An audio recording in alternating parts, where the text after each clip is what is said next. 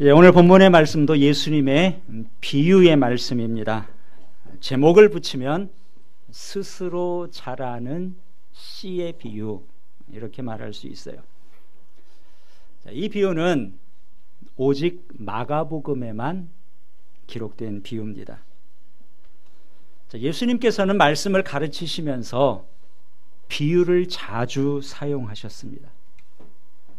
어떤 경우에 비유를 사용하나요?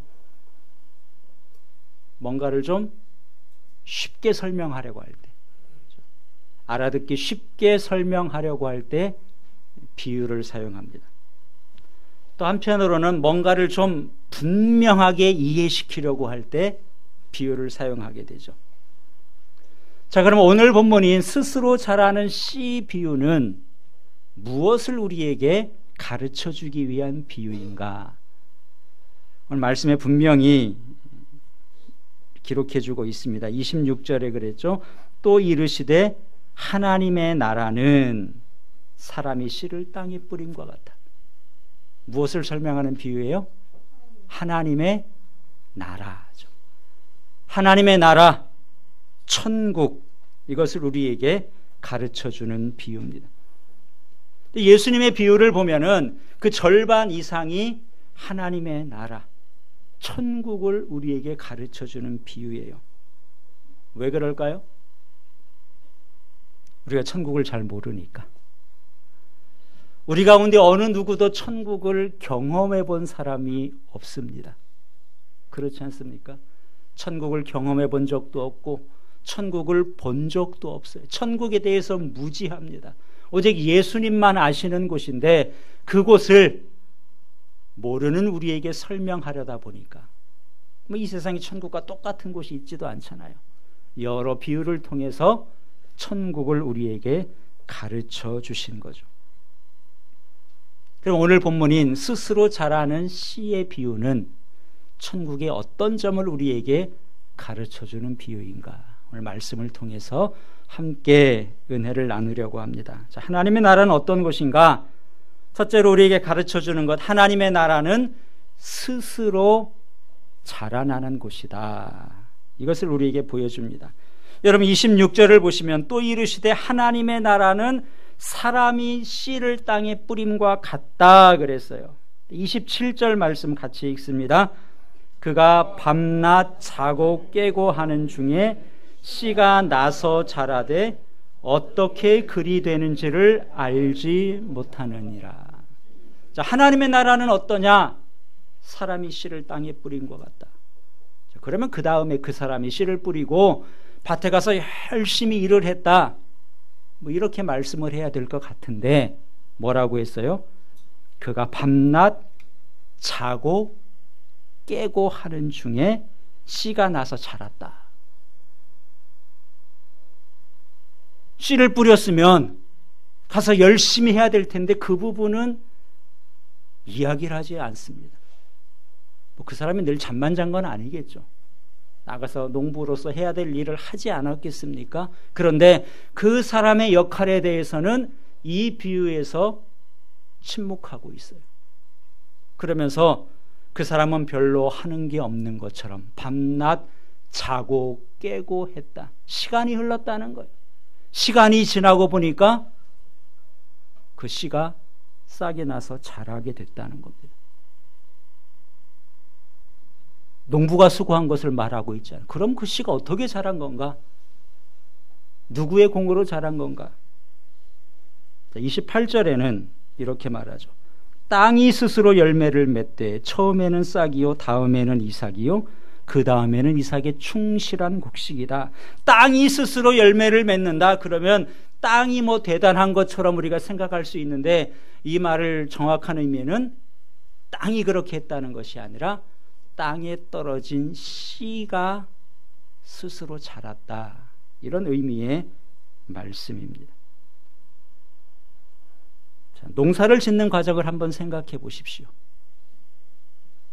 농부가 씨를 뿌렸어요. 며칠이 지나면 싹이 나게 되죠. 싹이 나는데 그때까지는 농부가 특별히 할 일이 없어요. 씨를 뿌려놓고 며칠 기다리는 것밖에 없습니다. 그럼 싹이 나는 데 있어서 토양이 큰 역할을 했나? 그렇지 않죠. 처음 싹이 나는 데는 씨 자체가 가지고 있는 영양분을 가지고 싹이 나는 겁니다. 씨가 그 안에 모든 것을 다 품고 있는, 담고 있는 것과 마찬가지. 마치 씨는 모든 것을 알고 있는 것 같습니다. 언제쯤 내가 싹이 나고 어떻게 자라야 되는지 그 안에 프로그래밍이 다 돼 있는 것처럼 씨가 그렇게 스스로 자라는 것처럼 보입니다. 그래서 오늘 본문에서 주인공은 누군가? 농부도 아니고 땅도 아니고 씨라는 거예요. 스스로 자란다. 이 스스로라는 헬라어는 아우토마테라는 단어입니다. 헬라어의 아우토마테인데 우리가 영어로 오토매틱 그러잖아요. 여기에서 나온 거예요. 자동이라는 이야기죠. 어떻게 싹이 나서 자랍니까? 스스로 오토매틱 자동으로 싹이 나서 자라게 된다는 겁니다. 우리가 농사를 잘 몰라도 이런 기본적인 것은 알고 있어요. 농사를 지을 때 물론 밭도 좋아야 되고 농부가 수고의 땀을 흘려야 됩니다. 그러나 결실하는 그 과정을 보면 농부가 수고한 것 그 이상의 뭔가가 그 속에 있다는 것 우리가 알 수 있죠. 싹이 나고 자라고 열매 맺는 과정 가운데 인간의 능력을 넘어서는 신비로움이 싹이 나고 자라는 과정 가운데 들어있음을 우리가 알 수 있습니다. 하나님의 나라가 이와 같다는 거예요. 하나님의 나라는 하나님이 세워갑니다. 우리가 어떻게 그것이 자라나는지 비밀을 다 알지 못해요. 그러나 하나님 나라를 세워가시는 주된 분은 하나님이시다. 하나님이 한다는 것을 보여주는 거죠. 이 비유에서 씨를 뿌린 농부가 중요하지 않아요. 밭의 차이에도 관심이 없습니다. 씨가 주인공이에요. 사실 씨앗을 뿌리고 뿌린 씨앗이 결실할 때까지 농부가 많은 땀을 흘리지만 그것에 대해서는 특별히 언급하지 않습니다. 왜냐하면 하나님의 나라는 우리의 노력, 우리의 수고의 결과가 아니라 하나님의 주권적인 통치 안에서 이루어지기 때문에 그런 것이죠. 우리가 앞에서 씨 뿌리는 비유도 봤습니다. 거기에서는 뭐가 중요한가요? 씨가 땅에 떨어졌을 때 제일 중요한 것이 땅인 것처럼 말씀을 했어요. 돌밭에 떨어져도 안 되고 길가에 떨어져도 안 되고 가시떨기에 떨어져도 안 되고 좋은 땅에 떨어진 씨만 100배로 결실을 맺는다. 땅이 제일 중요한 것처럼 이야기를 했습니다. 그런데 오늘 본문 스스로 자라는 씨 비유에서는 그 땅의 역할, 밭의 역할, 우리의 역할을 의도적으로 숨기고 있습니다. 우리의 노력의 결과가 아니라 하나님의 능력이고 하나님이 하시는 일이다. 하나님의 나라는 지금도 스스로 자라고 있습니다. 내가 뭔가를 그것을 위해 하나님의 나라를 위해서 일하지 않는다고 해서 심각한 타격을 입는 것이 아니에요. 내가 세워가는 나라가 아니라 하나님이 세워가는 나라. 마치 씨가 스스로의 힘으로 자라는 것처럼 그렇게 성장한다는 거죠. 우리가 자녀를 기를 때 흔히 자녀를 기르는 것을 일컬어서 이렇게 표현합니다. 자식 농사를 짓는다. 그런 표현 우리가 하지 않습니까? 자식 키우는 것을 농사에 비유해요. 자식을 낳아서 키우려면 부모의 수고와 땀이 굉장히 많이 들어갑니다. 그렇지 않아요? 지금도 아이들 때문에 아이가 어려서 엄마와 함께 잠옷실에서 예배를 드려요. 아이 때 얼마나 많이 손이 갑니까? 부모가 다 해줘야 되죠. 아이가 좀 자란다고 해서 부모의 손이 안 가나요? 어리면 어린 대로 크면 큰 대로 부모가 해야 될 일들이 굉장히 많이 있습니다. 그런데 부모가 아이를 키우면서 공통적으로 갖는 생각이 있어요. 그것은 뭐냐 하면 내가 별로 한 게 없는데 아이가 잘 자라줬다는 거죠. 이런 부모 입장에서 그런 생각을 우리가 갖지 않습니까? 나는 별로 한 게 없는데 아이가 그냥 잘 자라줬다. 사실 아이들한테는 비밀인데요. 그렇죠? 지가 잘한 거지. 지가 큰 거지 부모가 키운 건가요? 엄밀히 말하면은 아이가 생명이고 그 생명력을 가지고 잘 자란 것, 부모는 옆에서 조력을 한 것이지 그 생명의 위대함이 그 안에 있는 것입니다. 공중의 새를 돌보신 하나님께서 돌보셨기 때문이지 그 모든 것을 부모의 공으로 돌릴 수는 없는 것과 마찬가지예요. 여러분, 교회도 그렇습니다. 교회를 위해서 목사인 목사가 열심히 해야 되는 건 맞아요. 성도들도 맡겨진 자리에서 충성해야 되는 건 맞습니다. 그러나 지금까지 지나온 것을 보면 우리가 그렇게 해서 된 것이 아니라 하나님께서 하셨다. 주님의 교회니까 주님께서 교회를 자라게 하셨다. 이렇게 고백하는 것이 가장 정확한 고백일 겁니다. 사도 바울도 고린도전서에서 똑같은 고백을 해요. 고린도전서 3장 6절에 바울이 이렇게 말합니다. 나는 심었고 아볼로는 물을 주었으되 오직 하나님께서 자라게 하셨나니. 그런즉 심는 이나 물 주는 이는 아무것도 아니로되 오직 자라게 하시는 이는 하나님뿐이시다. 솔직한 고백이죠. 바울이 심었어요. 바울이 수고한 건 맞습니다. 아볼로라는 사람이 잘 자라도록 물을 줬어요. 그런데 심는 것이나 물 주는 것은 자라는 것에 비해서는 아무것도 아니다. 어떻게 자랐는가? 하나님이 하셨다. 그 안에 있는 생명력이 스스로 그렇게 잘 자라도록 그것은 하나님께서 하신 것이다. 이것이 바울의 고백입니다. 하나님의 나라가 이와 같다는 거예요. 스스로 자라는 씨와 같습니다. 생명력을 가진 씨가 자연스럽게 열매를 맺어가는 것처럼 하나님의 나라도 하나님의 능력으로 스스로 잘 성장하는 것. 하나님의 나라는 그와 같다는 것을 이 비유를 통해서 우리에게 가르쳐주고 있는 것입니다. 두 번째로 우리에게 가르쳐주는 것이 있습니다. 그것은 하나님의 나라는 시간 속에서 점진적으로 이루어진다는 겁니다. 씨앗을 심었어요. 충실한 곡식이 되기까지 단번에 되는 것이 아니라 시간이 필요합니다. 단번에 이루어지는 것이 아니라 여러 단계를 거쳐야 돼요.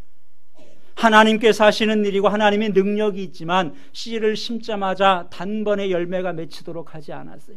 시간 속에서 점진적으로 이루어지게 하십니다. 28절에 뭐라고 했습니까?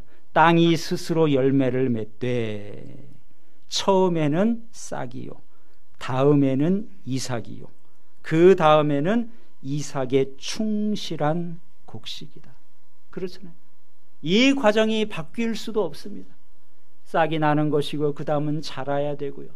그 다음에는 이삭이 맺혀야 되고요. 이삭이 맺힌 다음에는 그 이삭이 알곡으로 연글어야 되죠.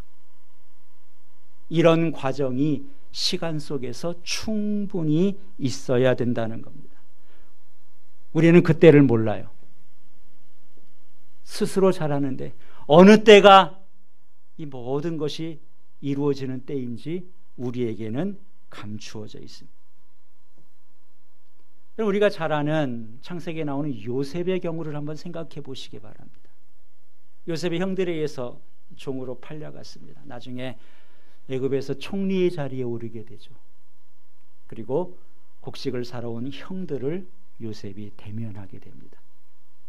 그리고 창세기 45장에 가면은 이제 요셉이 형들 앞에서 자신의 정체를, 자기가 동생임을 밝히는 장면이 나와요. 그때 요셉이 이렇게 말합니다. 당신들이 나를 이곳에 팔았다고 해서 근심하지 마소서, 한탄하지 마소서. 하나님이 생명을 구원하시려고 나를 당신들보다 먼저 보내셨나이다. 이게 요셉의 해석이에요. 형들이 요셉을 판 것이 분명합니다. 그런데도 요셉은 뭐라고 말해요? 하나님이 우리 가족을 구원하려고 먼저 나를 이곳에 보냈습니다. 이 모든 일을 하나님이 하신 일로 요셉이 고백을 하고 있습니다. 형들이 종으로 팔았기 때문이 아니라 요셉이 유혹에도 흔들리지 않고 꿋꿋이 이겨낸 결과도 아니로 이 모든 것을 하나님이 하셨다는 거예요. 하나님이 요셉에게 꿈을 주셨고 그 꿈을 이루어 가셨습니다. 사람의 손으로 이루어진 것 같지만 결국은 하나님이 하신 것이라는 것을 고백하고 있는 거죠. 하나님이 하셨지만 단번에 이루지 않았습니다. 총으로 팔려가는 고통스러운 시간이 있었습니다. 잘못한 것도 없지만 누명을 쓰고 감옥에 갇힌 시간들이 있었고요. 오랜 감옥 생활 끝에 하나님께서 그에게 꿈을 주신 것처럼 총리의 자리에 이르게 된 것이죠. 그때까지 요셉에게는 긴 인내의 시간이 필요했던 것입니다. 하나님의 나라도 이와 같다는 것. 하나님께서 주도권을 가지고 하나님께서 이끌어 가시지만 단번에 되는 것이 아니라 하나님의 계획 속에서, 시간 속에서 점진적으로 단계적으로 이루어진다는 것을 이 비유를 통해서 우리에게 말씀해 주고 있습니다. 세 번째로 한 가지를 우리가 더 찾을 수 있는데요. 그것은 뭐냐 하면은 하나님의 나라는 완성되는 때가 있다는 것을 보여줍니다. 29절 말씀을 우리 다시 한번 같이 읽겠습니다. 열매가 익으면 곧 낫을 대나니 이는 추수의 때가 이르렀음이라. 열매가 익으면, 열매가 익는 때가 있겠죠. 그렇지 않습니까? 열매가 익으면 어떻게 되는가? 곧 즉시 낫을 된다. 즉시 추수한다는 거예요. 농부는 추수의 때가 되면 열매가 제대로 연그렀다고 생각하면 더 이상 밭에 방치해 놓지 않습니다. 그래서 득될 것이 없어요. 열매가 다 익게 되면 즉시 낫을 가지고 추수하게 된다. 자, 그러면 지금은 어느 때인가요? 지금은 아직은 추수 때에 이르지 못한 것이죠. 하나님 나라가 예수님이 이 땅에 오심으로 인해서 이 땅에서 시작이 됐습니다. 하나님의 나라가 완성을 향해서, 추수 때를 향해서 지금도 점진적으로 단계적으로 세워져 가고 있다는 거예요. 그러나 계속 세워지고만 있는 것이 아니라 그날에는 언제인지는 모르지만 그 곡식이 다 연그렀을 때 하나님 나라가 완성되는 때가 분명히 찾아온다는 겁니다. 그 상태로 그냥 있는 것이 아니라 그때가 되면 낫을 된다.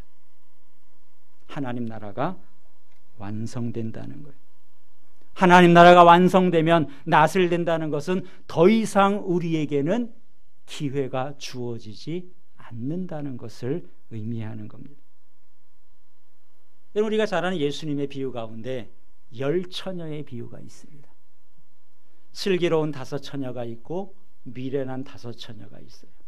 슬기로운 5처녀는 등과 함께 기름을 준비했고, 미련한 처녀들은 기름만 준비했다.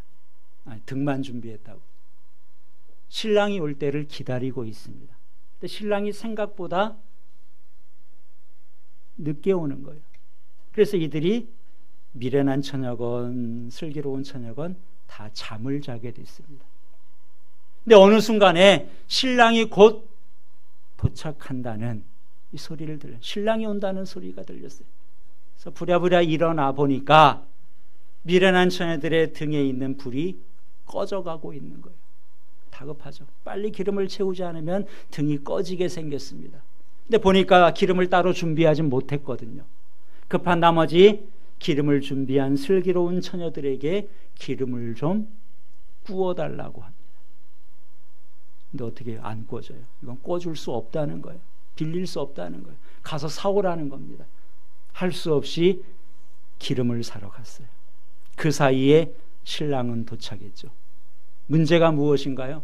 신랑이 도착한 다음에 잔치의 문이 닫혔다는 겁니다. 문을 열어달라고 두드리는데 이제는 기름이 준비됐으니까 문을 열어달라고 두드려도 한 번 닫힌 잔치의 문은 열리지 않는다는 것이 10처녀의 비유를 통해서 주님께서 말씀하신 겁니다. 여러분, 그것이 무슨 의미겠어요? 무엇을 보여주는 것인가요? 하나님의 나라가 완성되면, 추수의 때가 돼서 낫을 들고 추수를 하면 두 번 다시는 기회가 주어지지 않는다는 거죠. 한 번 닫힌 문은 열리지 않습니다. 미련한 다섯 처녀는 그들에게서 정말 중요한 기회를 놓쳐버린 거죠. 신랑이 오기 전까지는 기름을 준비할 수 있는 시간적인 기회가 그들에게 충분히 있었습니다.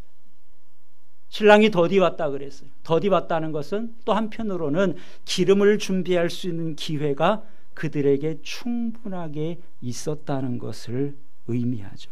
그럼에도 그 기회를 놓쳐버린 겁니다. 우리가 12월을 보내고 있습니다. 12월도 벌써 절반이 지났어요. 한 해의 끝자락을 보내면서 우리가 분명히 생각해야 될 것이 있습니다. 한 해의 끝이 있는 것처럼 우리 인생에도 끝이 있고 이 세상에도 끝이 있고 추수의 때는 분명히 우리에게 찾아온다는 거죠.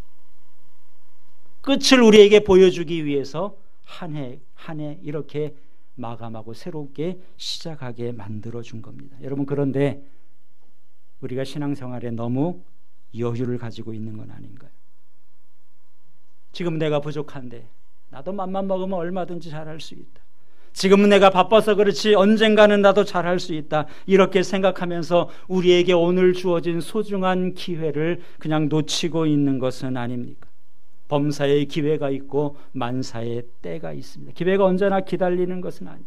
내가 예상하지 못했던 그 순간에 신랑이 온다 외침이 들린 것처럼 곡식이 다 연글게 되면 즉시 곧 낫을 된다 그랬어요. 열매가 익으면 곧 낫을 대나니 이는 추수의 때가 이르렀습니다. 문제는 우리가 그때를 정확하게 모른다는 겁니다. 내가 준비한 것, 내가 노력한 것, 그것과 상관없이 하나님이 정하신 그 때가 되면 추수는 이루어지는 것이죠. 이처럼 오늘의 본문인 스스로 자라는 씨의 비유는 우리에게 하나님의 나라를 가르쳐주는 비유입니다. 하나님 나라가 어떻다는 거예요? 하나님 나라는 스스로 자라는 씨와 같다. 씨가 중요하다는 거죠. 하나님께서 주도권을 가지고 하나님 나라를 세워가신다는 거예요.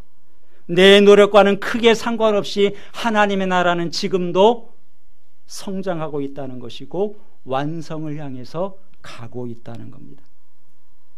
분명한 것은 완성의 때가 있다는 것이고 그날이 이르면 더 이상 참여할 수 있는 기회가 없어지게 되는 것이죠. 요즘 우리가 살고 있는 시대는 무한 경쟁의 시대라고 합니다. 하루가 다르게 신기술이 개발이 되고 기술이 발전하고 있습니다. 그래서 지금 아무리 잘 나가는 기업이라 그래도 10년 후, 20년 후를 장담할 수 있는 기업은 그리 많지 않을 겁니다. 그런데 여러분, 앞으로 무한 성장의 가능성이 있는 기업이 있다. 이 기업은 계속해서 잘 나갈 것이다. 확률이 100%다. 이런 기업이 있다면 여러분 어떻게 하시겠어요? 그럼 거기에 적극 투자하지 않겠습니까? 어떻게든지 거기에 좀 들어갔으면 이런 생각을 누구나 하지 않겠어요? 하나님 나라가 이와 같다는 거죠. 하나님의 나라, 말 그대로 하나님의 나라입니다. 하나님이 주인이에요. 하나님이 CEO예요. 하나님이 끌고 가시는 나라, 하나님이 주도권을 가지고 스스로 잘하는 것처럼 이루어가는 나라라는 거예요. 잘 되겠죠. 그렇죠? 성공 확률이 100%입니다. 그 영광의 나라에 중요한 것은 이미 우리를 불러주셨다는 겁니다. 자격이 안 되는데도, 시험 봐서 간다면 우리 누가 갈 수 있겠어요?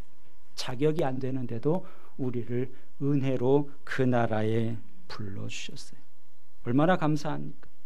우리가 그 나라에서 그냥 일하는 흉내만 내고 있어도 하나님의 나라는 내 힘이 아니라 하나님의 능력으로 계속해서 점진적으로 성장해 간다는 겁니다. 사랑하는 성도 여러분, 하나님의 나라는 지금도 은밀하게, 한편으로는 또 위대하게 지금도 하나님의 나라는 자라가고 있습니다. 다행인 것은 아직 추수 때가 되지 않았어요. 아직 낫을 들지 않았습니다. 그렇기 때문에 우리에게는 감사하게도 기회가 있는 것이죠.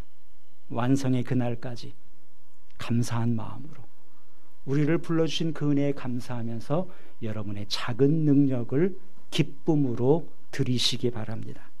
그리고 장차 그 영광의 나라에 들어가서 영원토록 그 영광을 누리는 우리 모든 성도들이 다 될 수 있기를 우리 주님의 이름으로 축원합니다. 기도하겠습니다. 오늘 말씀을 생각하면서